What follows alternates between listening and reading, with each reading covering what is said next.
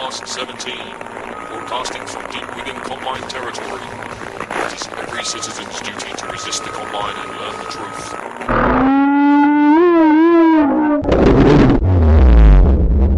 Good evening, ladies and gentlemen, boys and girls, developers and mappers, players and slayers, headcrabs and snarks alike. Welcome to Podcast17, your weekly verbal tour of the Half-Life world, including news, reviews, previews, patches, updates, maps, mods, websites, videos, machinimas and discussions.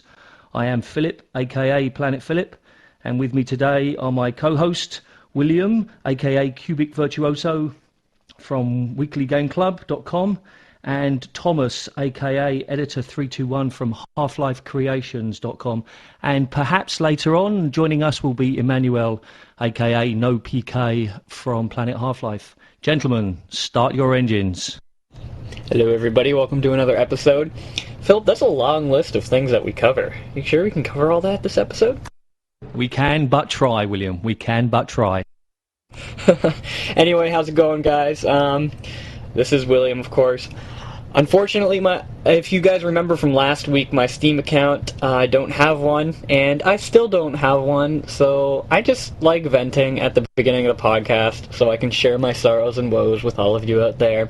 I better get it soon, because Left4Dead's coming out, and I already have it pre-ordered. I don't want to pre-order a 5th copy, and I really want to start preloading, but I can't, so I'm in, Steam limbo. Thomas? Yeah, that sounds to be kind of rough. Not to have Left4Dead when it comes out on the release day from Steam. I couldn't imagine. It's hard. Thomas, tell us about yourself. Alright. I started off in the mod community around the year 2000 in the Day of Defeat community when it was still young. I did a lot of work with model skins and animations where I learned a lot of my craft. I then moved on to other things and smaller projects like Opposing Force Redux and Invasion Redux, sadly never got released. And then in January 2007, I created a website with a fellow named James Marchant. He is also a developer himself. He made Resident Evil Cold Blood and all that wonderful stuff. And we created Half-Life Creations, and we've been hosting websites for almost a year and a half now. And of course, you're from Canada. I am. Which is always a plus here on the show. Philip, you want to take us into some podcast news? Podcast news really is that we now have a link to the forum on the website. You wouldn't believe how long it took to add about 60 characters to the template, but the forum link is now there, which means there is nothing, and I repeat, nothing stopping listeners from visiting the forum and posting comments, questions, suggestions, anything they want to chat about. So it's all up to you. Alongside that is a sub-forum called Transmissions, which allows you to view all of the up-and-coming transmission plans that we have. So basically there's one for next week, which gives you a rundown of the news we plan to talk about, any blast from the past mods, the website of the week, all of those kind of things. You cannot post, unfortunately, but you can view. No, you can post, but but consider that to be a beta. If we find that it causes more problems than it's worth, then we'll just remove that feature. Sorry about that. Right, and just for clarification, earlier registered users couldn't view the transmissions, but that is fixed now. So if you're saying in your head, oh, but we can't see, it's fixed. Don't doubt us. Yes, in fact, doubt me, because that was my fault. Sorry. Anything else, Philip? Or should we move on over to the news? Yeah, we have some things about the podcast, but let's keep them secret for a little while longer. Ha ha ha! That was my evil scientist laugh. So, on to the news, William. Sure thing, of course. We like to start the news off with Left4Dead, as always. And Left4Dead is still a huge hot topic going into the second week of the demo. The very first news report that we have here is the Left4Dead demo has been patched. Now, a little bit confusion. Last episode, we were talking about how you can play the infected. And with a few couple console commands, you'd be able to play as the infected and eat your buddy's flesh, so to speak. Unfortunately, as soon as we released that episode, Valve patched Left4Dead and removed that feature. So not only can you not play as the infected anymore, but they added a whole bunch of new things. They tuned the matchmaking a little bit, and they fixed a whole bunch of crashes. You know, it's really nice to see a company or a development group patch a demo as much as Valve is. Podcast17 You know what that also tells us? It tells deep within Combine territory. It is every citizen's duty to resist the Combine and learn the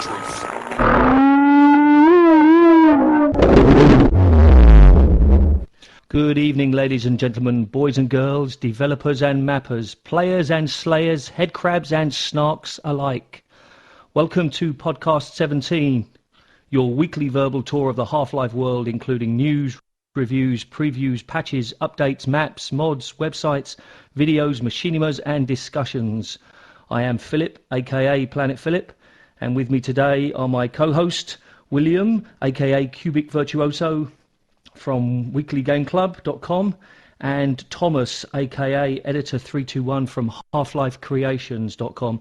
And perhaps later on, joining us will be Emmanuel, aka No PK from Planet Half-Life. Gentlemen, start your engines. Hello everybody, welcome to another episode. Philip, that's a long list of things that we cover. You sure we can cover all that this episode? We can but try, William. We can but try. Anyway, how's it going, guys? This is William, of course. Unfortunately, if you guys remember from last week, my Steam account, I don't have one, and I still don't have one, so I just like venting at the beginning of the podcast so I can share my sorrows and woes with all of you out there. I better get it soon, because Left4Dead's coming out, and I already have it pre-ordered. I don't want to pre-order a 5th copy, and I really want to start preloading, but I can't, so I'm in, like, Steam limbo. Thomas?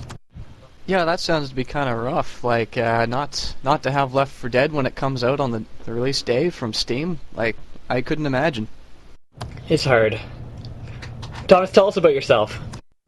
Alright. I started off in the mod community around the year 2000 in the Day of Defeat community when it was still young. I did a lot of work with model skins and animations where I learned a lot of my craft. I then moved on to other things and smaller projects like Opposing Force Redux and Invasion Redux, sadly never got released. And then in January 2007 I created a website with a fellow named James Marchant. He is also a developer himself. He made Resident Evil Cold Blood and all that wonderful stuff. And we created Half-Life Creations, and we've been hosting websites for almost a year and a half now. And of course you're from Canada. I am. Which is always a plus here on the show. Philip, you want to take us into some podcast news? Podcast news really is that we now have a link to the forum on the website. You wouldn't believe how long it took to add about 60 characters to the template, but the forum link is now there, which means there is nothing, and I repeat, nothing stopping listeners from visiting the forum and posting comments, questions, suggestions, anything they want to chat about. So it's all up to you. Alongside that is a sub-forum called Transmissions, which allows you to view all of the up-and-coming transmission plans that we have. So basically there's one for next week, which gives you a rundown of the news we plan to talk about, any blast from the past mods, the website of the week, all of those kind of things. You cannot post, unfortunately, but you can view. No, you can post, but but consider that to be a beta. If we find that it causes more problems than it's worth, then we'll just remove that feature. Sorry about that. Right, and just for clarification, earlier registered users couldn't view the transmissions, but that is fixed now. So if you're saying in your head, oh, but we can't see, it's fixed. Don't doubt us. Yes, in fact, doubt me, because that was my fault. Sorry. Anything else, Philip? Or should we move on over to the news? Yeah, we have some things about the podcast, but let's keep them secret for a little while longer. Ha ha ha! That was my evil scientist laugh. So, on to the news, William. Sure thing. Of course, we like to start the news off with Left 4 Dead, as always. And Left 4 Dead is still a huge hot topic going into the second week of the demo. The very first news report that we have here is the Left4Dead Demo has been patched. Now, a little bit of confusion. Last episode, we were talking about how you can play the Infected. And with a few couple console commands, you'd be able to play as the Infected and eat your buddy's flesh, so to speak. Unfortunately, as soon as we released that episode, Valve patched Left4Dead and removed that feature. So not only can you not play as the Infected anymore, but they added a whole bunch of new things. They tuned the matchmaking a little bit, and they fixed a whole bunch of crashes. You know, it's really nice to see a company or a development group patch a demo as much as Valve is. You know what that also tells us? It tells us that the guys at Valve are listening to us. Oh, for sure, and they're keeping an eye, kind of like Big Brother, because they saw that Left4Dead 411 post that huge tutorial on how to play as the Infected, and then they said, oh, no, we don't really want to add this right now, we don't want to have any confusion. I'm sure they get a lot of bug reports, though, too, saying that playing as Infected is buggy, and obviously it's not a feature of the demo, so I can see why they removed it. I thought a bug was an unlisted feature. That too, an unlisted feature of the demo. If anybody from Valve is listening, please fix Williams' account. Yeah, please. It'd be nice. My username is Panfry or Panfree. It's in your little thing. It's in your queue of support tickets. So just take a look, please. I need my account back. Yeah, and if they're also listening, perhaps they can give me a few free games. I am a pretty large supporter of Valve and all their games that they make, even though I don't currently agree with the release of Left4Dead, but I'll save that for another time, and you can give me some more games, guys. You know, just drop them in the account, make them gifts. Well, did you see that they're actually coming out with a new package, too, as well? I noticed this this morning. I don't have the link, but it looks like it's a huge package that costs about $120. I'm going to find it here. Yeah, I don't know where it is right now. But it's a new package that comes with almost everything Valve-related for about $120, and it retails at about like $236 if you buy all the pieces separately. That's insane. Yeah, I think that's a cheeky way of looking at it, though, because if you add up the price of those games, yeah, maybe they come to $200, but half of the people that are buying something like that have already got half the games. So I'm a little bit sort of dubious at those kind of things. For completely new players, wow, it's fantastic. But $120 is still quite a lot of money, but I'm sure you get a hell of a lot of gaming for that money. Yeah, actually, I found it now. It's called the Valve Complete Pack. It comes with Counter-Strike, Counter-Strike Condition Zero, Source, Day of Defeat Stores, Deathmatch Classic, Half-Life, Half-Life 2, Half-Life 2 Deathmatch, Episode 1, Episode 2, Lost Coast, Source, Blue Shift, Opposing Force, Half-Life Source, Left4Dead, Peggle, Portal, Raquette, Team Fortress 2, and TFC. It's a big list. Is that all? Actually, I proposed an idea a long time ago, which was kind of like dollars for points, where basically you put money into an account and they had points for each game. And you could almost like pick and mix so that you could choose different games. And of course it would need to be quite a complicated structure so that the more games you bought in one time, each one was less. But instead of giving them a fixed choice, it seems to me that digital software distribution gives you the opportunity to do anything you want. And I thought it would be, kind of cool that you could, just choose the games you wanted and got like a special, personal, unique pack just for you. That would be very cool, but have you seen that Microsoft is also getting into digital distribution, kind of like a Steam platform? They announced that either this week or last week, I can't quite recall. Yeah, I saw it, but I didn't bother reading it because, to be honest, Valve is the only company I buy games from. I haven't bought a game in, probably at least a year and a half, maybe more, besides Half-Life 2. Yeah. Anyway, moving on, for Left4Dead, a couple other things that should be noted in the updates. You might have noticed that you can play with community groups now. On top of matchmaking, play with friends, you can play with community, and if you're part of a group, say the Left4Dead 411 group, or just something like All Worship Cubic Virtuoso group, you can play with all people who worship Cubic Virtuoso, which is great if they're not on your friends list. So it's kind of a cool little matchmaking extra that they added. And, of course, the public demo was released, so if you haven't pre-purchase the game, you can play the public demo, and obviously, as I stated before, you can preload Left 4 Dead now for the upcoming release. Thomas, are you playing Left 4 Dead? To be honest, well, I am not. I played the demo just a few days ago with a few friends over at Planet Half-Life, and I'll be honest, I was quite disappointed in what they had produced. Is there any specific reason, or did you find the demo too short? It was nothing wrong with the demo itself. I was looking at the game more as a whole.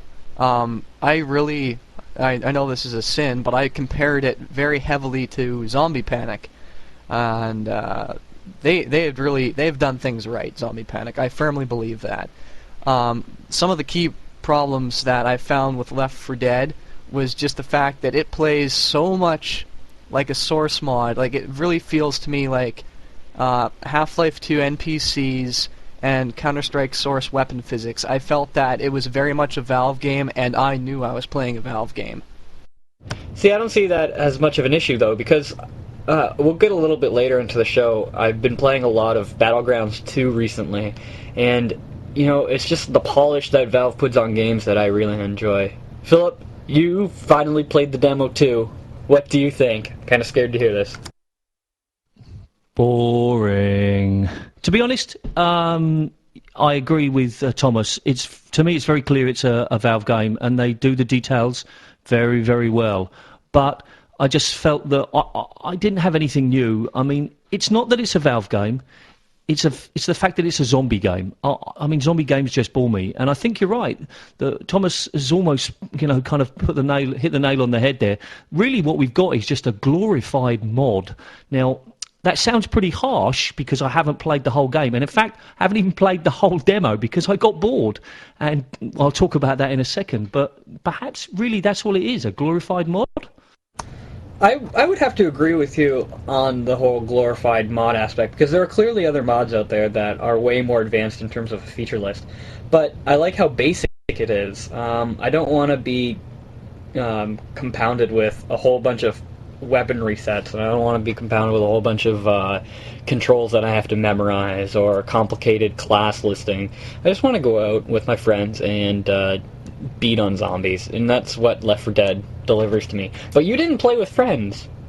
No, but I don't want to play with friends. This is another one of the points about my particular playing style.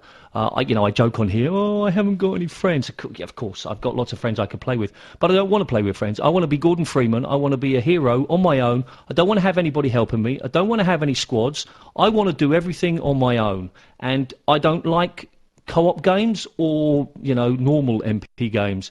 So that's another reason that I didn't enjoy it, because it seems that it's geared around co-op, which of course it is, and I respect that. Just that I can't like everything that they make simply because Valve make it. And I'm a little bit worried that we have like the Emperor or the King's New Clothes here, that some people are saying they love it and they like it simply because it's Valve, and they don't really want to take a step back and say, okay, let me judge this game purely for what it is, not who made it. Yeah, I think you have a really legitimate point there, to be honest. People are judging it because it is a Valve game, so all Valve games are, be-all, end-all.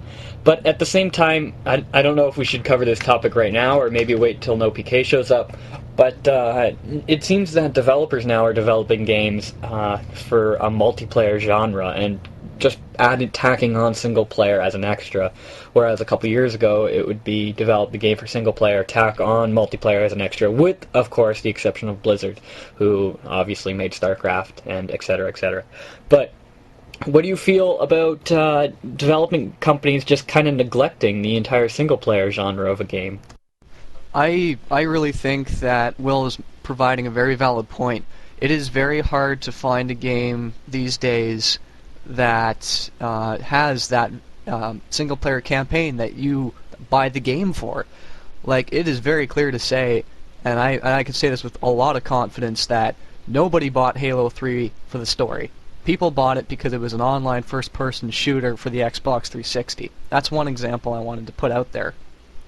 The other is of Command & Conquer, and I'm going to look at two titles, Command & Conquer Generals and Command & Conquer Red Alert 3. Command & Conquer Generals had absolutely, the single-player campaign was absolute balls. They didn't have any FMV videos in it, there was no real complex storyline. It was clearly developed for the online play, and I felt cheated. I thought it was a piece of garbage. Whereas Red Alert 3 that just came out has an immaculate single-player storyline that you can actually play cooperatively, which is the best of both worlds on top of your standard multiplayer. So there is ways of doing it right, but there's also ways of doing it wrong, and I think that a lot of these game developing companies are aiming for the multiplayer demographic because they want them to play the game for longer. Another recent example that I've been playing with Nick, our producer, is Call of Duty World at War, which is an excellent example of how much the single player sucks and how hard it is, because it's like the Left4Dead syndrome. They develop a single player, but the bots, and they're not that great, and I wish there was more to the whole single player experience, because I do play it at school, and school blocks, my school blocks Steam over wireless, so I find myself on my laptop just playing single player Left 4 Dead, and I quit fairly soon because I do get bored, as Philip says. It's not until you add that second person, and that's an issue, I think, because what happens when people stop playing Left 4 Dead and people become more and more fragmented? Then the game will die because it can't drive itself on its own. It needs other people to drive it, and when a development company relies on an external source to drive their game, you really have an issue. The entire drive of the game should be internal, in my opinion, and internal being the game and not the community outside of it. So, I don't know, it worries me a bit how people are moving more towards multiplayer, but at the same time, I really do enjoy co-op experiences, and if they do it right, it's enjoyable, and I have a lot of fun with co-op experiences. I agree with what you're saying, and I think that generally the development community is maybe moving away from single-player games. If we think back a few years, there was quite a few sort of B-movie SP games released. There was Uber Soldier and Uber Soldier 2, and there were lots of them that I can't even think of now. And they just sort of, they were released and they had maybe a little bit of a story, but they really sort of died. And I think developers have shied away from those kind of things now, because making a really good SP game is taking more and more resources. And really, how much effort does it make to make a MP map? Not very much. And so you keep that idea going. Well, it takes a lot less work making an MP game. Okay, let's put them, let's make those instead. And I think that generally the gaming community or the gaming industry is moving that way. And in some ways that's good, because if anybody's played the Nintendo Wii, that is just unbelievable fun.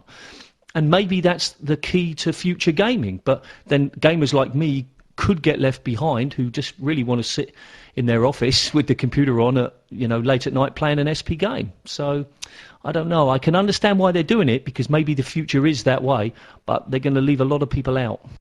Well, and then the other side of the coin, too, when you develop a single-player game like Uber Soldat, which is what you're talking about, what do you do afterwards? How do you encourage your community to keep playing? How do you encourage new players to come into the game? Obviously, a single-player game, a strictly single-player game, has a much shorter lifeline than a multiplayer game, or a game that has some multiplayer component that has been polished. So I think when you develop a game that's just single-player, you're really limiting yourself to a specific time span, which I'm sure a lot of developers are worried about. They see, the Halo franchises and the Call of Duty franchises that live on, or that have a much longer life cycle than, say, a very, very good single-player game, and that worries them, so they have to go multiplayer. But back to Left 4 Dead, though. Left 4 Dead is, in my opinion, an excellent game. I know how you guys are saying that I might be liking it. Okay, I'll admit I might be liking it because it's a Valve game, and I know it's simple, I know it's nothing special, but I just have so much fun with it, and I love playing with my friends. I have a really good group of friends, but I'll have to admit, if I didn't have that group of friends, I don't think I would like the game. I've been playing on online matches where they automatically add people to your server, and I don't enjoy it. I really don't, because I don't feel like I have a connection to those people, and Left 4 Dead's all about the ambience and having a connection to the people you're playing with. So, unless you're playing with friends, I'm not going to play it, and that worries me. No, and I think you raise an excellent point. Like, I don't hate Left 4 Dead, but I also can't justify paying $64.99 for a game that does not wow me. And that's just another issue altogether that you could go in at a later date on one of your shows. But $64.99 is an awful lot to shell out on a game that I just don't have the feeling of excellence, emanating from it from the pedestal of glory. Yeah, for sure. There's other, IGN. I just recently listened to the IGN podcast, their PC podcast, and they're praising Left 4 Dead as well. But I think a lot of review sites like IGN or say GameSpot come from a background where Half-Life isn't big in their lives, where we come from a background where Half-Life is big. So we're expecting a huge amount of things from Valve, and they're not really delivering. And of course, that's corporate, like you said in chat, Thomas. Going back to a point you made earlier, William, about the game not lasting very long if it's an SP and what do they do next. Well, in Uber Soldier's case, they released Uber Soldier 2, and that kind of bypassed everybody's radar. But the biggest problem is they don't release an editor. And if you look at any of the SP games that have survived more than 2 or 3 years, they have all come with an editor. You could talk about some of the games in the past. I loved Chaser, and it had an editor, but apparently it was quite difficult to work with. But we're still playing Half-Life. It's 10 years old. In 3 days, and we're still playing it. Why? Because we have those maps and mods, and that's the way to go forward with the SP game. But you must make sure that your story and your game itself is made for making mods. So just to finish on that particular point. Yeah, I agree too. There are some single-player games that I have to admittedly enjoy better than Half-Life. A perfect example is Tron 2.0. That's one of my favorite single-player games. And, obviously System Shock 2. The reason they're not in my top, though, is, like you said with the editor and the amount of material that is available to me. Because once I play a game, I can be bored. It's great to have a favorite, but I can't just keep playing that favorite. It eventually loses its pizzazz, so to speak. But you're right, let's move on. I think that's enough. Just while we're talking about Left 4 Dead, we got a couple of things to mention. The first one is that we mentioned about dropping some of the maps from CS and Half-Life. I've had a few people email me saying that whilst it does work, there's a lot of errors, because if you don't have the right textures in the right folder, it causes a lot of problems. Have you guys experienced that? Well, probably not Thomas. I haven't experienced it because I didn't bother, but... I had an issue. I was trying to import the Mirror's Edge map. And this is a perfect example of what I was talking about earlier. I was at school and I was bored because I didn't want to play Left 4 Dead single player, so I was trying to import things haphazardly just for fun, see if I could play. And I had it working, and then there was a couple models missing, and so I figured I should move a little bit more of the files from the Mirror's Edge source mod, so to speak, over to Left 4 Dead. And then I ended up breaking my entire Left 4 Dead, and that really sucked. Because I was at school, and like I said, I can't get on Steam, and I can't repair, so I was left with basically nothing, and I didn't back anything up. So yeah, it isn't specifically drag and drop, as you said. So basically you were Left 4 Dead. Yeah, pretty much, exactly. Although this morning, I noticed on Left 4 Dead 411, they posted a new Left 4 Dead map called Left 4 Dead Dust Bowl, and they pretty much imported TF2's Dust Bowl almost exactly, perfectly, from what I could tell in the video. I haven't played it yet, but it looks awesome. They were playing through the entire Dust Bowl map. From the video, at least. Yeah, just a quick note. A good friend of mine, Ackhart, he's also a writer for Planet Half-Life and a good supporter of HLC.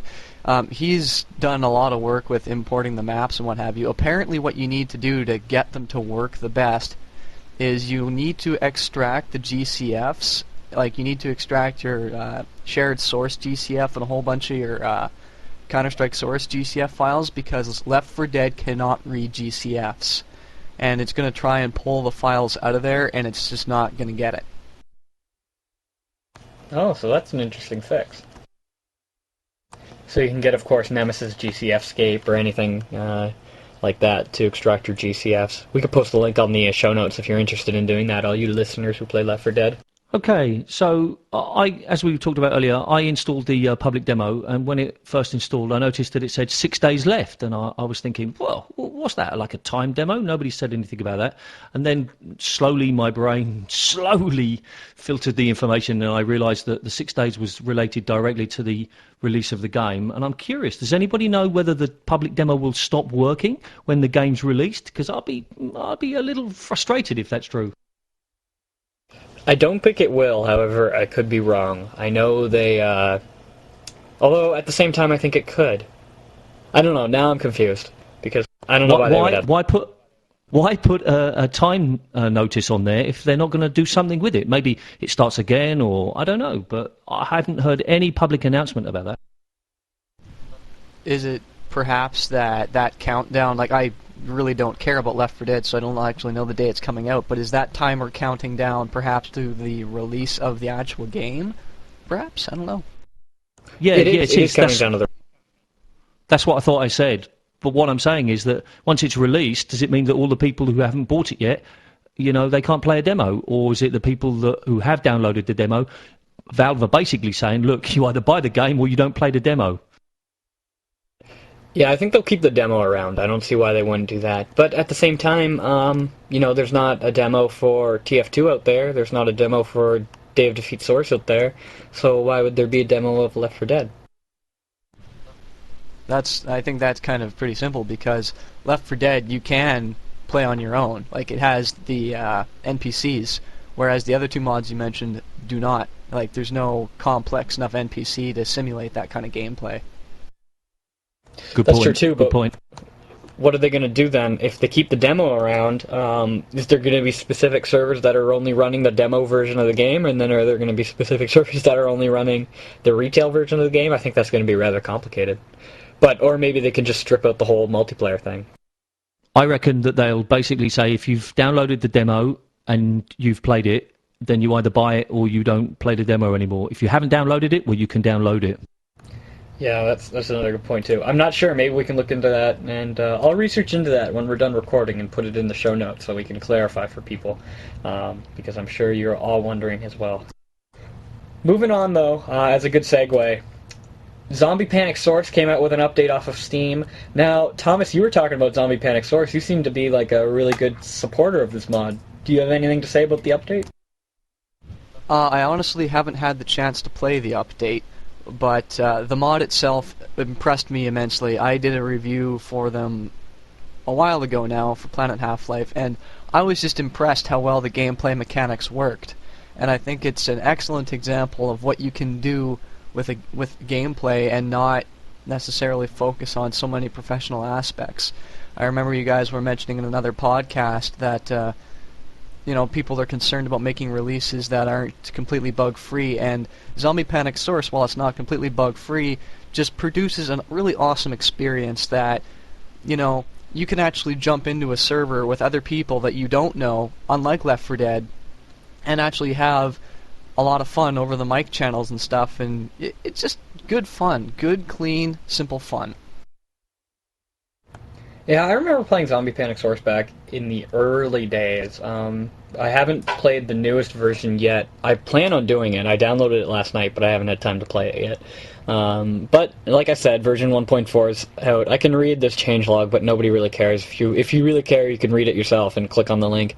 But just be aware that 1.4 is out. You can download it through Steam. And I just want to let people know about that. Because Zombie Panic is a pretty big mod. I mean, it's on Steam, natively now, which is pretty good. Talking about a native mod to Steam, though, another mod that was updated was Age of Chiverly. Why can't I say that? Oh my god. 1.2.2. Now, this is the first time I've ever played this mod. And I contrasted it, I just want to mention this a little bit, I contrasted it with BattleGrounds 2, which also had an update today, 1.2.1, or not today, this week. So 1.2.1 of BattleGrounds 2 is released, and 1.2.2 of Age of Chivalry was released. And I have to say, Age of Chivalry was extremely fun. I had such a good time with that. I think their melee system is so polished, and it's such a fun game, and BattleGrounds 2 does not deliver as its original did for Half-Life 1. I remember playing BattleGrounds 2 when it originally came out too, and the melee was so horrendous, I just immediately uninstalled it because it was nothing of what I wanted to play. And 1.2.1 is just the same. The melee is horrible, absolutely horrible. They need to take some people from Age of Chivalry and say, hey, fix our melee system, because it's bad. It's really bad. Has any of you guys played this mod? I haven't, but it's not really my kind of mod. That's the problem with this section of the podcast. That most of the mods you guys talk about, I just haven't played, so I don't really have anything to add. Sorry. I just wanted to mention that because I know a lot of people used to play BattleGrounds in the Half-Life 1 series, and the melee was really fun. Do you have a comment though, Philip, on the Half-Life 2 melee system or the Source melee system? Do you find that that's wonky through some single-player games that you've played, or even using the crowbar as opposed to crowbar in Half-Life 1? No, to be honest, I'm not sure what you mean by melee. I mean, you're talking about in-close fighting without like projectile weapons, yes? Is that correct? Yeah, exactly. Well, the only thing that I do notice between Half-Life 1 and 2 is that the zombies in Half-Life 1 seem to be able to hit you when you were further away, whereas the zombies in Half-Life 2, you can sort of stand back what seems to be the right distance and not get hit, whereas in Half-Life 1, you'd be so far away and you'd still seem to get hit. But I don't really use the crowbar to kill things very much. I mean, I prefer shooting them unless I'm like really low on ammo. So I'm not really a melee player. Yeah, I've always felt that Valve didn't put enough polish into their close quarters fighting in Half-Life 2 and in the Source engine. I don't know why, but I never felt the same love and attachment I felt to it than I did with Half-Life 1. But I think Age of Chivalry really fixes that, and BattleGrounds 2, they still need to work it out, and I think a lot of mods right now are struggling with the melee system. Anyway, that's the topic I wanted to talk about that. Moving on, though, They Hunger released a Steam update. Not much to say about that. It just fixes playing it on Steam. So if you're a They Hunger fan, a Neil Mank fan, USS Darkstar, which we'll talk about in a little sec, if you're anything of Neil Mank and you haven't played through all of They Hunger 1, 2, or 3, you should definitely play it. It's so fun. Philip, you've had to have played They Hunger. Boring. You just don't like zombies. Yeah, that's right. I just don't like zombies. So, I mean, I started playing it, and it was like, oh, okay, just like zombies, okay. Let's go over here, and oh, look, it's another zombie. Oh, great. Oh, well, what's over in there? Oh, look, gee, surprise, it's another zombie. I'm sorry, I don't like zombies. Thomas? I enjoyed They Hunger. I thought it was really... It was something that needed to be done, and it hadn't been done in Half-Life yet. And I think that's what a lot of the popularity it was, is that it was very original. And it still is. Like, some of the concepts were borrowed, of course, but every free modification, I think, is guilty of doing that somewhere along the line. Neil Mank is a mod maker. He just spits them out. At least during his Quake and Half-Life 1 years, he was making Quake maps. I don't know if any of you guys gone that far back in his history to play those, but they were really awesome stuff for the time. Still waiting on the new They Hunger that they're working on. It's supposed to be a commercial release. Haven't heard anything for over like a year, I believe, so hopefully it's still going along as scheduled. Yeah, Black Widow Studios is really good at keeping things under wraps until they're ready to release, a full game. And we've talked about that on previous podcasts, keeping all your information secret until it comes out. But, Neil Mank is definitely guilty of that. I wonder how the release of Left4 Dead affected the media releases or release of They Hunger Source or whatever it will be called, because I get the feeling it's going to be a similar game. So I'm sure somebody said to them, okay, hold off just for a little bit longer. Well, that too, and think about how Zombie Panic feels, or Zombie Master, or any of those zombie mods. It seems like these couple of weeks have been all about zombies. Half-Life is really transforming into a zombie medium, it looks like. And Left4Dead, I fear Left4Dead's going to take over a lot of that because it is a AAA title, main game, retail Valve release. And obviously it's going to get more popularity than the other games. So I just hope they don't drown, so to speak, in the Left4Dead waters. True. It's just that. And as Thomas said, but at $65, whether that's Canadian or US, there's going to be a lot of people who say, oh, I don't really want to spend that money. I'll just carry on playing Zombie Panic or any of the, oh my God, Zombies LOL or all of those ones. They'll just carry on with them if they don't want to spend the money. That's true. Yeah, a lot of people are cheap. Not just cheap, but they're careful with how they spend their money too. If there's a version out there that's free and almost exactly the same thing, then they'll just keep playing that. They won't play the new stuff, or I guess the most updated version, I should say, or professional release. But Fist Full of Frags, moving on here. They also released an update, 2.1. I'm not sure what's included in this update, but I never got into Fist Full of Frags. I always install it, and I'm always saying, okay, I'm going to play Fist Full of Frags. But not one of the games that I usually play. It seems to be a melee-type game, too. Has anybody played this? I've played it extensively. I, again, did a review for Planet Half-Life for this one. I would argue that it is melee-based. There is a very wide array of weapons to choose from. And I'll start off by saying I'm a Maritimer. I hate everything that's Western. I hate Clint Eastwood unless he's in Heartbreak Ridge or some army movie. And I actually enjoyed playing this. It was a guilty pleasure because I hate everything Western. And it was fun. The gameplay mechanics are incredibly simple, but that's allowed. And I think that's where all these big title mods are coming from, is that fun and simple mechanics seem to work. And Fistful of Frags is another one. The graphics and sound are of very high quality for a mod team that doesn't really have too many popular heavy hitters in the modding community. Like, they really almost came out of nowhere. I hate to say that, but that's how it felt for me, as like, oh, look at this, Fistful of Frags, what's this? And you read into it. Yeah, I'd have to agree with you because I don't remember much PR about Fistful of Frags when Half-Life 2 was released. Nobody ever said, hey, we're developing this mod. You're right, it just popped out and said, here you go, download it, play it online, go, shoot some people, Western style. Of course, I haven't played it, so I can't really comment extensively, but it looks good, and I have huge respect for people who go out and they have their vision and they say, I want to do a Western mod and I want to shoot in Western saloons and stuff like that at high noon, and it looks kind of fun. And if this is your the kind of game that you like to play, then it looks like you definitely should go out and play it. And Thomas makes an interesting point that it's simple mechanics, and I'd like to mention here that too many teams try to reinvent the wheel, or they're gonna never before seen gameplay features in this mod, and it never happens. So make it simple and make it fun. Yeah. And like just to add on to that, because I know I said simple gameplay mechanics and I didn't really explain why. It's literally red versus blue in a Western setting with Western equipment. Like, the only interesting mechanics that they add, and I don't mean to knock on them, because I think what they've done is really great. They've kept it simple, and like, the more people you kill, the more points you get, and that's how you unlock different weapons is throughout the game. And it's not save statistics, so every time you join the game you start off from step 1 and you work your way through that game before the level change. And the more people you kill, you can pick up like dual pistols, so you can kick down the door and start saying, I'm the Lord of the Harvest, bring it down, that kind of stuff.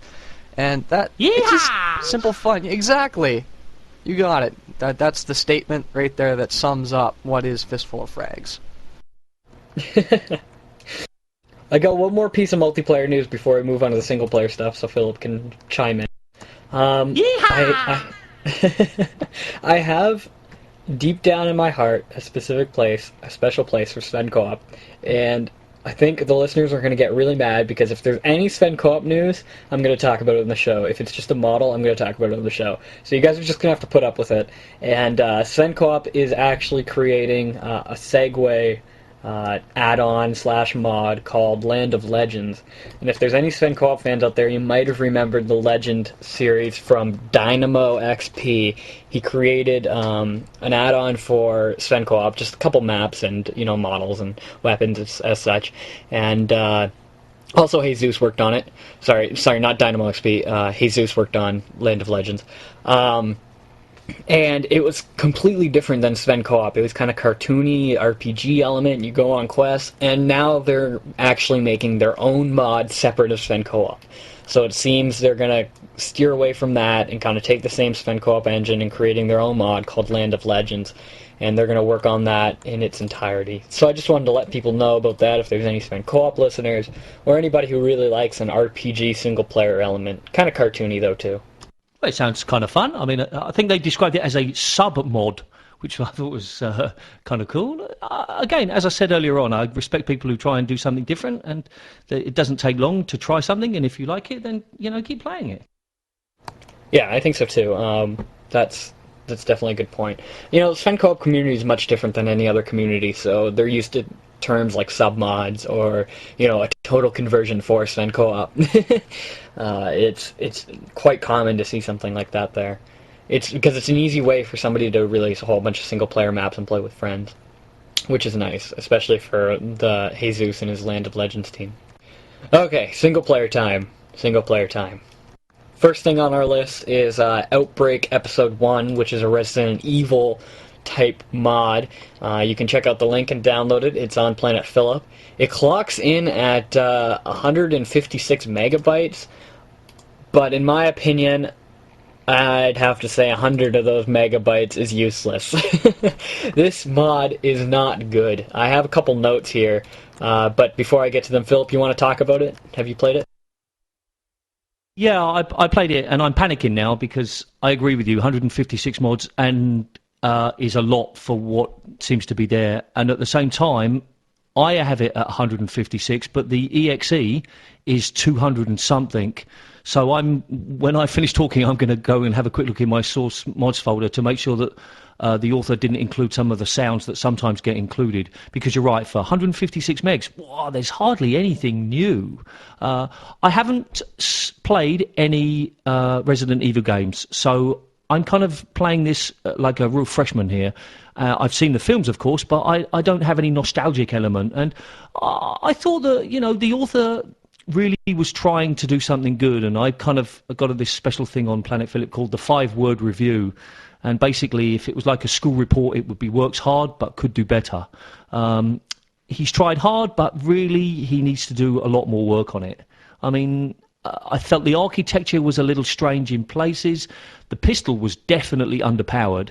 I mean, when it takes 3 hits or thereabouts to kill a zombie with the crowbar, and it takes like 10 or 11 shots with the pistol, you know that there's something wrong.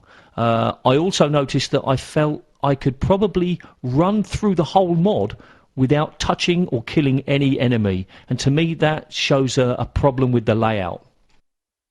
Yeah, that was definitely one of my points. As usual, I played it on hard. In terms of a Resident Evil mod, there wasn't much in terms of the Resident Evil story. You run through an Umbrella Corporation type facility in Raccoon, but there's nothing much there other than that. So don't feel like you missed out because you haven't been following the Resident Evil franchise. One thing that really bothered me about the story, and here comes a spoiler alert, you're supposed to be hunting down this guy named Jerome. And Jerome is obviously caught in this zombie outbreak as much as you are. And you are a type of assassin hunting him down in Raccoon City. But keep in mind this is only episode 1, and about halfway through episode 1, which is only about a 30-minute game, you end up killing Jerome. And that bothered me because, the author had a really good opportunity there to have an interesting narrative where you, as the protagonist, or antagonist, however you looked at it, ran through a story trying to find this guy named Jerome, whilst at the same time there's a zombie outbreak. And then maybe in the end you two could kind of work together or join forces, but still at the same time you're sworn enemies. But I think he killed off the antagonist too quickly. It just really, really bothered me. Yeah, it's a good point. I mean, if it's supposed to last 3 or 4 episodes, then it's over. And you're right. He could have joined forces with Jerome, and you could have fought your way out of this final battle with all those zombies, and then you'd become mortal enemies again. So that's a good idea, William. There's a point where you could have switched the story. Instead of being after him, you needed him, and perhaps if he died, then the mod would have to start again or something. Thomas, did you play this? To be honest, I haven't. I'm not a huge follower of Resident Evil at all, unfortunately. It's just a game series I never really picked up because it was a console game, and I'm a PC gamer through and through. But from what you guys have been talking about, it sounds like he did some things right. When you kill off a main character, such as this Jerome character that he was supposed to assassinate, it might mean that the author has planned something a lot bigger that we haven't seen yet. And since this is the first episode, I'll be like, okay, I really hope you did that for a good reason, because if not, I'm going to be pissed later. But if that happened to me in a game, I'd be like, let's see where you're going with this. I would take a step back before I got a little annoyed. That's true. We have to take it with a grain of salt, too. There could be bigger and better plans in the future, or maybe Jerome comes back to life, or maybe Jerome that wasn't really Jerome, and that was Jerome clone, and that's why there's zombies, because Umbrella was dealing with cloning techniques. Yeah, but now we're clutching at straws. I mean, if we have an author who we know to have a history of interesting story details, then fine, we can say, oh, okay, let's just wait and see. But we're looking at an author who's new, and, we don't really know, and we know that there's lots of mistakes in the first one, so that doesn't give us complete confidence. A couple other elements of the game that really bothered me was the sound. The music was awesome. But I think it was just a direct port from other Resident Evil games, so, you have to take that with a grain of salt as well. There was some good voiceovers in the beginning, like the opening movie was okay, it was pretty good voiceovers, and I was hoping they would go along with that, and as soon as I saw that opening video, I was like, wow, this is a really serious mod. But then you get into the game with its blocky architecture, poor lighting, none of the models or none of the static props were lighted properly, the whole thing was too easy. Like I said, the whole failed narrative, and then you hear these horrible, horrible announcer sounds. I don't know if you remember, Philip, but I couldn't even understand what the announcer in the game, like the overhead PA system, was saying to me, and it was constantly on a loop. Yeah, I agree. I think I mentioned it in my brief review on Planetphillip that some of the voice acting was quite good. But some of it was just couldn't understand a word, and it was quite frustrating because maybe it was giving me information that I needed to use. So that was a little disappointing. Yeah, so that's about all we probably have to say about Outbreak Episode 1. Episode 2 should be coming out. They have some really promising screenshots on their ModDB profile, but that's why I was really hopeful downloading Episode 1. It doesn't really deliver what they've been showing, in my opinion. Anyway, next mod here on our list is Night Terror, the pre-release. I haven't been able to play this because I don't have Half-Life 2 Episode 1. So, Philip, why don't you talk about this? This was very good. Unfortunately, I think the author, has released this a little bit early because there's a lot of areas that you can walk into at the beginning that you shouldn't.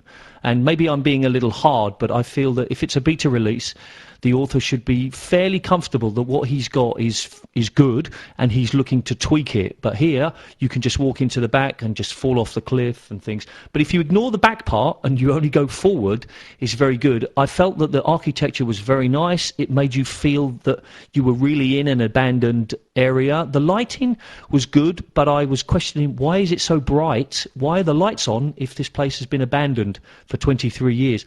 Well, the author says that one of the side quests will be to turn on the lighting in either an earlier part or the rebels did.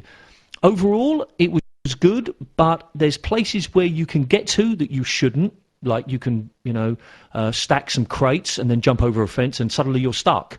and I don't like those kind of things. I don't really want him to put an invisible wall there. I want a little more thought into it. I felt that generally there wasn't enough action. Now, this is only a beta, and perhaps he's going for setting the scene, getting the right ambience and atmosphere. But as it stands, as a standalone, I wanted more action. But 100 times better than Outbreak, sorry. But it was very, very good. Definitely worth a play if you're interested in beta releases. Yeah, I was looking forward to this, and I wish I would have played it when it came out, because now I have to wait until my Steam is fixed, so... Oh well. That might not be a bad thing, though, because you get to play it sort of in all its glory, as it were. Yeah, that's true, too. You are talking about it as a beta. How do you feel, though, a question that just popped into my head, and maybe Thomas can talk about this, too. How do you feel about playing betas, and then later on playing the game in its full glory? Do you find that you get bored of the game? Like playing it a second time? Yeah. This is a really excellent question. In terms with single player, I don't know too many mods that have actually released single player betas. Like that to me is kind of odd, and I don't want to say dumb, but that's really how I feel, because if you release a beta of a single player game, then I'm going to be bored to tears when you finally release it, because now I have to fight through all the other crap that you released beforehand. And that kind of takes away from the unique experience. I figure the only betas you should be releasing are the ones for your multiplayer components. And really great examples that I know well are the old Day of Defeat betas. They were, and still in my opinion, the better games, but it's a story for another day. But if you're going to release a beta, it has to be multiplayer. If it's single player, then you're going to detract from the experience and the overall... I don't know the word I'm looking for. The illusion, that's the one. I'm afraid I disagree with you, Thomas, and the reason I disagree with you is because you have a choice. You can choose to play the beta, or you choose not to, and in this particular case, maybe the author didn't have enough friends or colleagues or people that he knew to actually test it. So I think releasing is good, because it will eventually improve the final product, but as long as it's made very clear that this is a beta, then you do have a choice. You don't have to play it, and eventually it will be better because it has been released as a beta. I'm a strong supporter of beta releases, and not enough people do that. Although maybe you shouldn't release it publicly, but you should definitely get it released. Going back to William's question, I played the early part of a beta of a mod called Offshore, and I stopped. And I stopped because I was loving it. And I realised that I didn't want to spoil it if I only had to play it again, because I very, very rarely play mods twice. So if it's a short beta, then I'll play it. If it's a long one, I won't even think about it unless I'm specifically requested to test parts of it, because it will spoil it for me. So do you feel this mod as a beta accurately reflects the game as a whole, or what you expect the game to be as a whole? Because there's a lot of betas out there, and AAA developers are notorious for this. They release a beta or a pre-release demo, and it's just the first couple levels, and that's it. It's just, like I said, the first couple levels. So when you play the actual game, you play the exact first couple of levels again. Do you feel that this game, or this mod that we're talking about here, is kind of like a haphazard conglomerate of the whole mod in its entirety instead of just the first couple levels? Because you were mentioning earlier on that there was going to be a mission to turn on the lights, so something that you haven't seen. Yeah, to be honest, I'm not sure. I don't know how much of the mod we've got to see, but what I do know is that the quality of this, besides the part I mentioned at the beginning where you can walk into nothing, the quality of this is very high, so I feel it reflects very well on the finished product, and I would have no hesitation in saying to people, if you like playing betas, and as long as you're aware it's a beta, then play this, because it is very good. And you can help the author improve, because you can offer suggestions, so that's good. Yeah. So anyway, that's that. I really wish I could have played it. Night Terror looks like a great mod, or a great beta, and I can't wait till it's released. Maybe I will wait till it's released after this discussion to play it. So, something came of this. But we have an exclusive today. Either Thomas or Philip, you want to talk about this exclusive that we have? Well, perhaps, I already know what it is. I would would really appreciate it if you tell the viewers what they're going to find on your websites. I think that would be best coming from you. Okay, so what we have is we're pleased to announce that we have an exclusive teaser trailer coming from the Heart of Evil Napalm edition. And what this is here is this is a visual, a graphical and sound, I believe, upgrade of the original Heart of Evil. It's not a source upgrade, it's an original Half-Life 1 mod. And the teaser trailer shows you lots of enemies and the weapons and the gameplay. It's 6 minutes long, and I watched nearly all of it. Now, that sounds like a bad thing, but normally I don't watch these things for very long. But I sat there for a while, and I probably watched 4.5 minutes. So I think you will be very impressed. Have you had a chance to watch it, William? Oh yeah, like I said, I've just recently played Heart of Evil for... You said this is for Half-Life 1, right? Yeah, Half-Life 1. And I just recently played Heart of Evil, and I think I might play it again with this extra add-on edition. And I'm just like you, I don't usually play mods a second time through, but when it looks this visually different and everything looks this much, I don't know, it almost seems like a whole separate mod, which is great. I might play it again. Yeah, there's a reason it looks like a whole separate mod, and I don't think this is communicated well, is because it is standalone. This isn't a package that you download and you put on top of your Heart of Evil installation. We've remade the maps, we've tweaked the code, we've tweaked the weapons, we've tweaked the enemies, and we've also addressed a lot of problems that people have brought up, like the pathfinding on Barney. His role has significantly changed in the game, and this is the first public hint that we've kind of given of this, but we've changed the ending. Oh, I like the ending though. Da da da! See, now I'll definitely play it again. Definitely.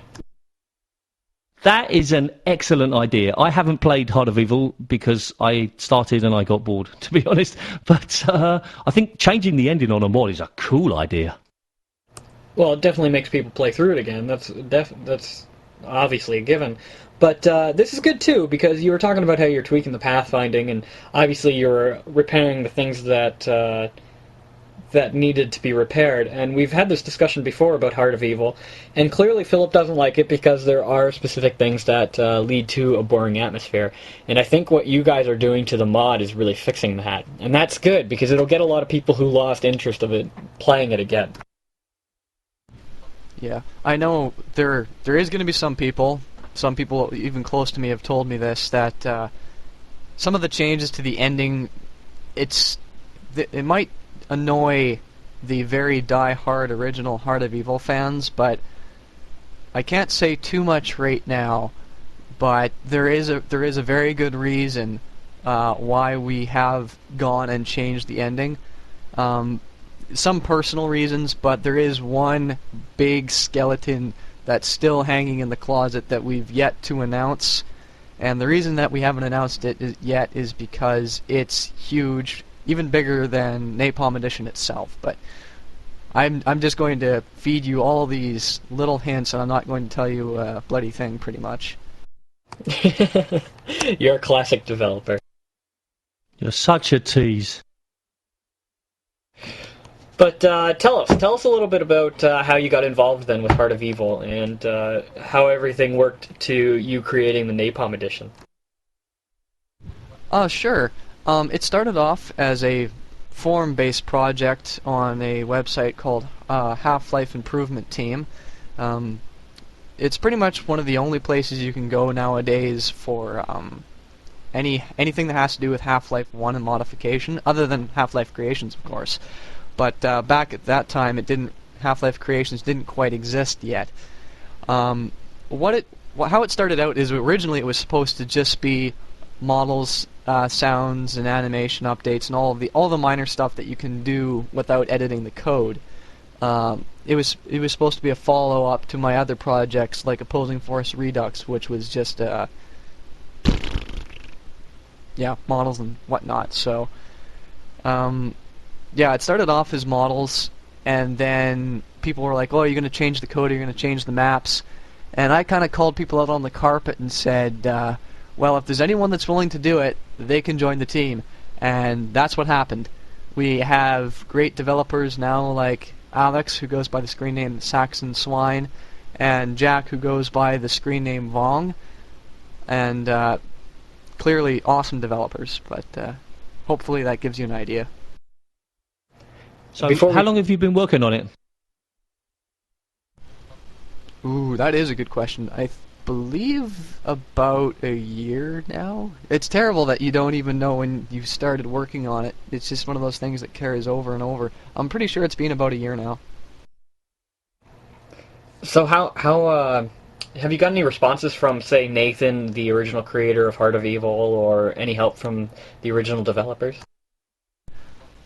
We actually emailed Nathan very early on in the project, and we got responses, and he was supporting us 100%.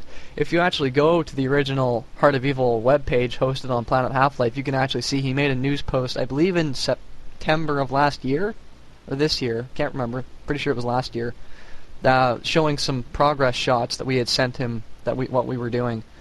But back then it was still just models and stuff like that. Now it's become a lot more. Okay, so you started working on this, and how does that tie in with your website, which is halflifecreations.com, which we'll link to in the show notes? I mean, did you decide to start the website based on the fact that you wanted a new home for the Napalm edition, or was it the other way around?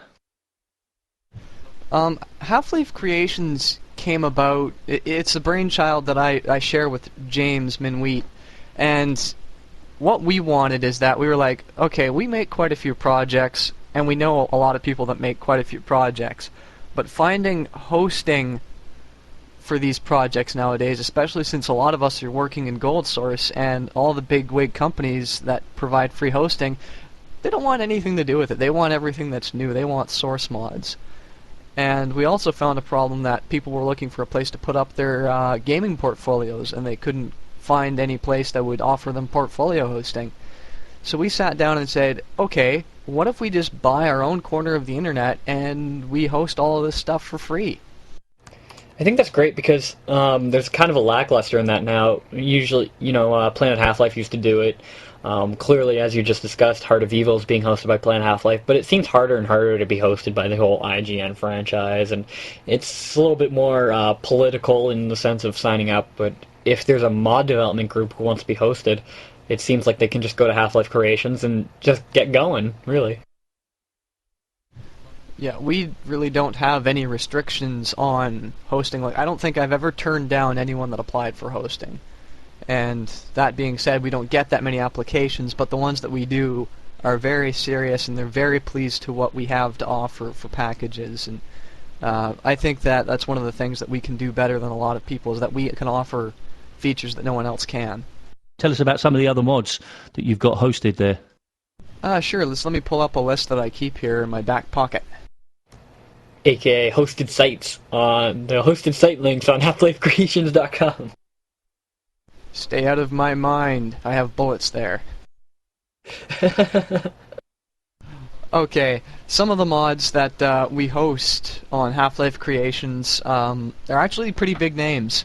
One that's not quite made a public release of themselves is Cry of Fear, and James has been working on that one very hard, and actually Planet Half-Life is going to be getting a preview article on that one, so that's good. Half-Life Arrangement. This is made by Sysop, who he works out of Argentina right now, and he has created some amazing effects in the Half-Life engine. He's been pioneering all sorts of shaders and particle effects and shadows. Like, the stuff that he's done, if you guys haven't seen Half-Life Rebirth or Half-Life the Arrangement public demo, I'm pretty sure you have, Philip, that the amount of graphical work that he has done with the original engine is quite amazing. Another mod we have is Half-Life Decay, which just recently made its first release. Hoaxer from Hungary was very happy with what hosting package that we had with Half-Life Creations, and he's done some really amazing work with his mod. Another mod that needs more spotlight is Half-Life Zombie Edition. That mod is unique in the sense that you get to play as a head crab, and you can hop onto different people and turn them into different styles of zombies. I haven't been in contact with Shooter Andy as much as I should have, but I'm really looking forward to what he produces. And yeah, we've got Heart of Evil Napalm edition there, and we also have a mod called 7 Hours, I believe is what they call themselves.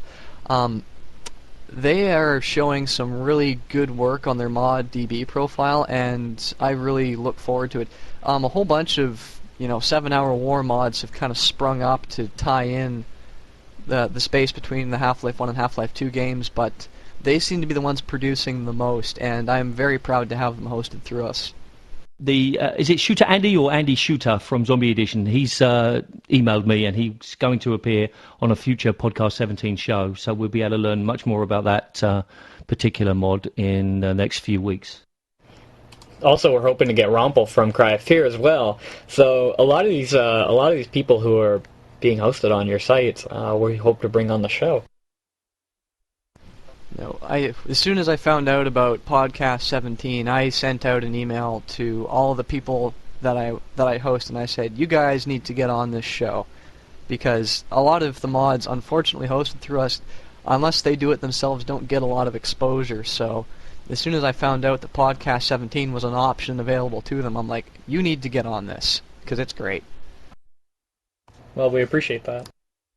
Yeah, thanks. That's why Andy contacted me like immediately after he got yours and said, what do? I want to come on. So that's kind of cool. So other modders out there, don't wait for us to contact you, which we will do, but there are hundreds of mods out there. So take the initiative, become proactive, contact us, hassle us, and we'll get you on the show. So I think that about does it with our interview with Thomas, but of course he's going to stick around to talk about our discussion. Actually, just before we do that, just got one last piece of news, William, sorry. I got an email from the guys at halflifefusion.fr in France. Basically, on the 19th, there is a meetup in beautiful Paris under the Eiffel Tower for everybody who... It's on Saturday, the 22nd of November at noon, and it's to celebrate the 19th of November 1998 release of Half-Life. So it's like a 10-year anniversary. So if you happen to be in Paris, or you happen to be able to get to Paris, and you want to meet other people, and your French is good enough, then meet them under the Eiffel Tower at noon. Meetups are always fun. I love doing meetups. I've never done one, and actually over a year ago I posted this article on Planetphillip, which was basically I beseech Valve to run a Half-Life convention this November now, in honour of 10 years of Half-Life. But I got, I don't know, a couple of hundred signatures on a petition, but nothing. They didn't reply to my email, so that was a shame. Oh, I would definitely go to that. Oh, you better believe it. If Valve ever did a meetup, kind of like what Blizzard does with BlizzCon, because obviously BlizzCon is just like a StarCraft / World of Warcraft now meetup. But if Valve ever did that, like a ValveCon or QuakeCon, because now Quake does it, or id Software does it too. They need a ValveCon. We should restart that petition, Philip. I think it's a really good thing, and I would actually take holidays and travel somewhere and meet all the other Half-Lifers and meet the the Valve team, and people would pay money for this. I think it would be a huge PR advantage, but they decided not. Oh yeah, I'd definitely pay money. I'd go anywhere, and obviously it would probably be in the United States, but I don't know, I would try my best if it was in Europe or something. But that's awesome. Meetups are always fun. XKCD does, I won't get into it, but if you're aware of a comic called XKCD, they do meetups every day, actually, and it's called geohashing. And there's a random location every day in your specific area, and you meet up with other people who read XKCD. It's fun. I've done it before, and I've met a couple people from my university, and meetups are always fun. You get to meet people of the same interests of you, and it's interesting to see all the different types of people who go to the said meetups. Yeah, I love that cartoon, so I might even go to one of those if there was any in my area.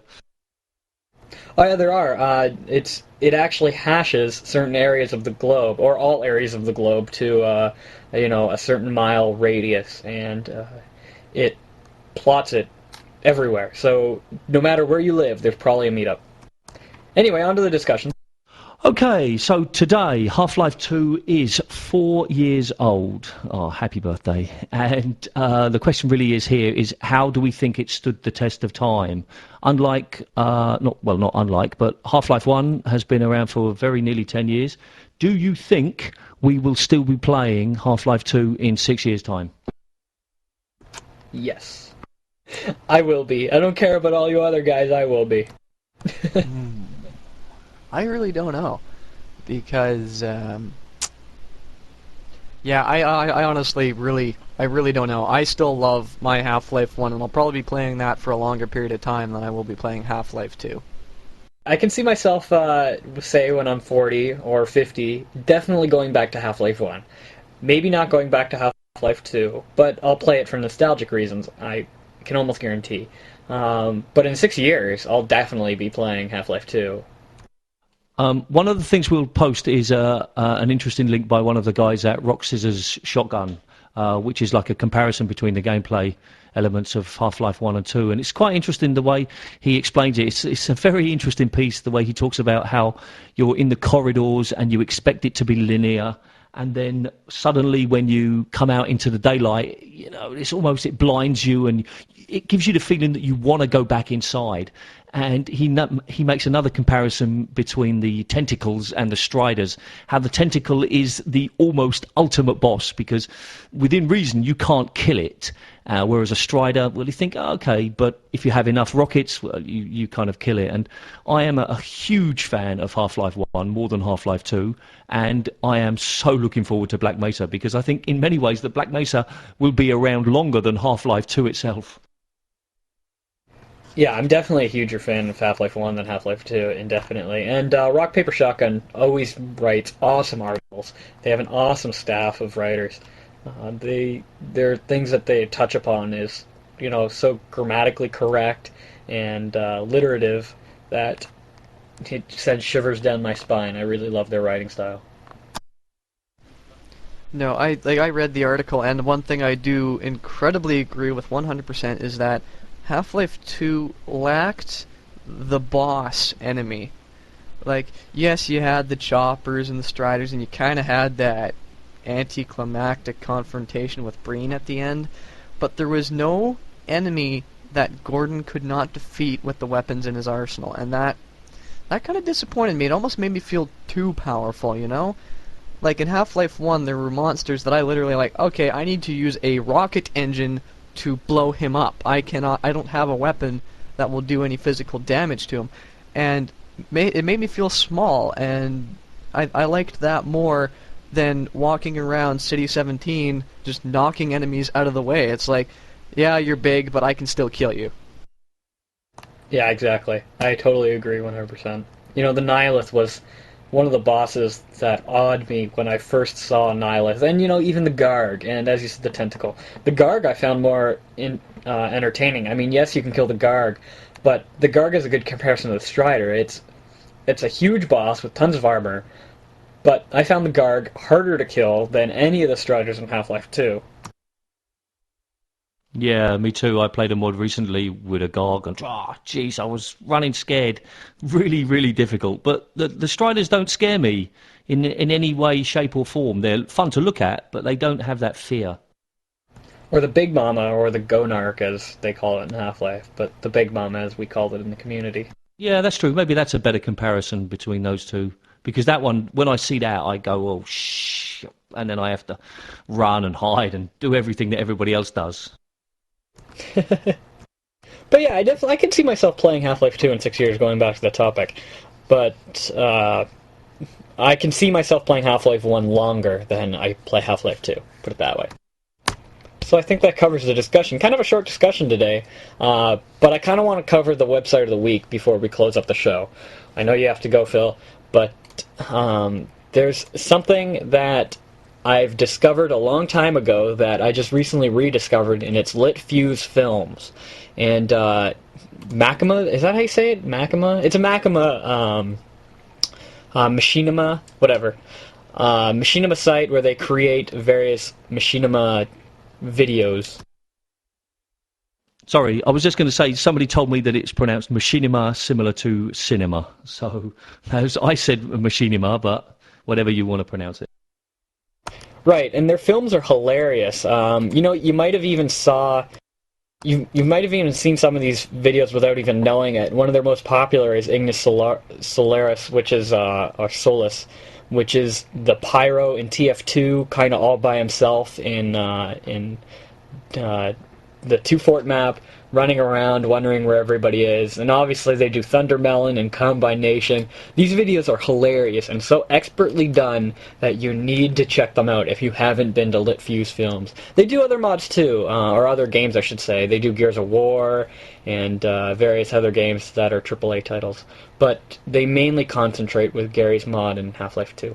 One of their largest endeavors and one of my personal favorites is the War of the Servers movie. You can really call it a movie. It's like an hour and 14 minutes long. It's massive.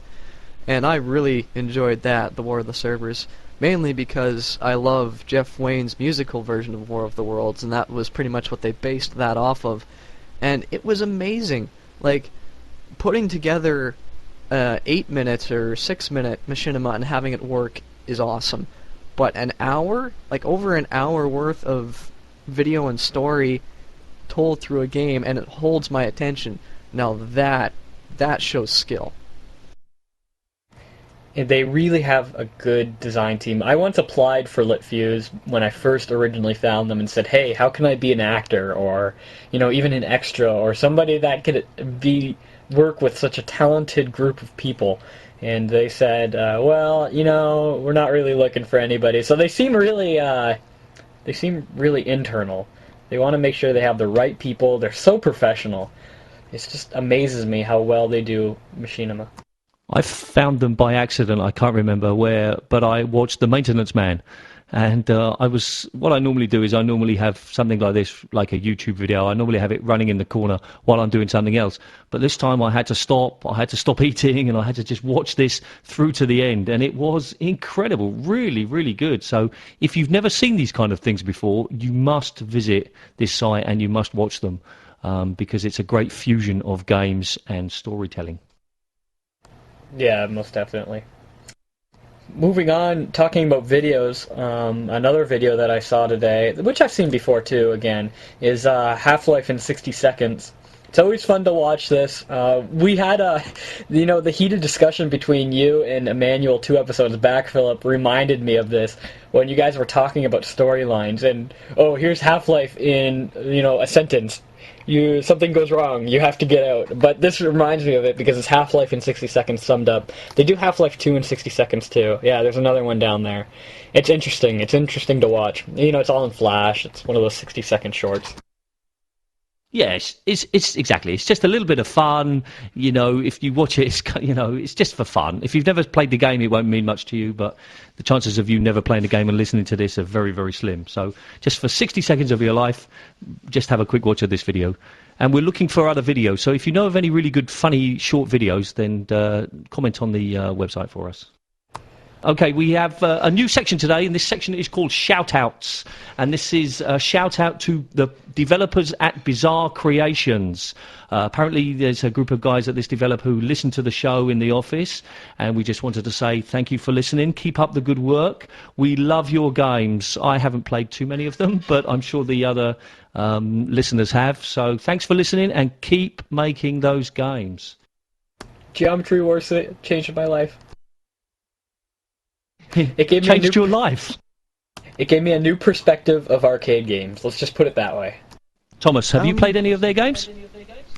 To be honest, I've never heard of them. I know it's embarrassing, but I've never actually heard of this company. I'm not exactly too sure what they make. You're more of a PC guy, though. They did port Geometry Wars to Steam. That's one of their the biggest title. Obviously, they made The Club and Project Gotham Racing. Project Gotham Racing is another really, really big title. But Geometry Wars is pretty much the definition of an arcade game. It started on Xbox Live Arcade, I believe. I can't be certain, but, obviously they created Geometry Wars 2, and now it's on the Wii, and they have a full-fledged game. It's really, really fun. So it got a lot of people into the arcade environment on, say, XBLA or the PSN, PlayStation Network. So they're a really good development group.